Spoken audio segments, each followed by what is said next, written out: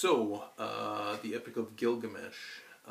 Chapter 1 or prologue, depending on what volume you have, just basically tells you about the coming of Gilgamesh. He's created by the gods. He's 2/3 god and 1/3 human.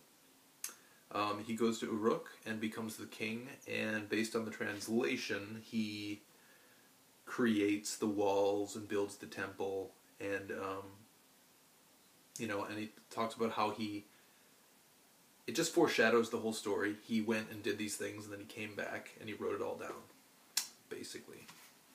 And so then, either chapter 1 or 2, or however you want to categorize it, is the coming of Enkidu. And so Gilgamesh goes to Uruk, and he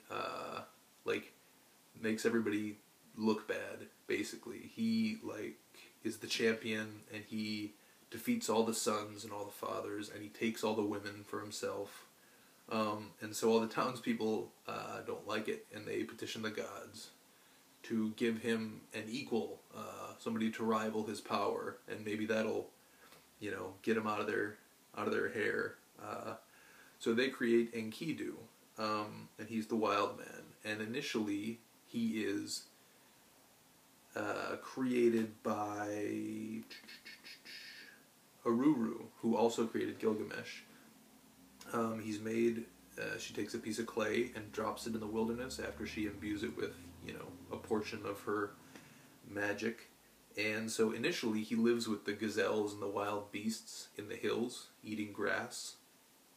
And a shepherd runs into him a couple of times, and he's scared. And because Enkidu is wild, he doesn't know about human ways. He's got hair all over. He has long hair like the goddess of corn.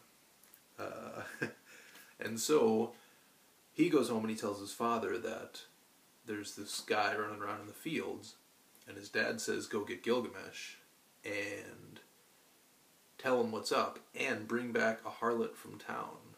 And so they trick him. He brings back a prostitute from town, and they go sit by the waterhole and wait for Enkidu. And she uses her womanly power to get him to make love with her. And then, after that, he tries to go back with the animals, but they won't accept him now. And so he ends up going to Uruk, and he challenges Gilgamesh. And they have this big fight. They grapple with each other. And it doesn't, well, actually, it's not that long of a fight. They just kind of grapple with each other, and they see that they're equal, and then that's it. Then they become everlasting friends, and that's pretty much the end of that chapter.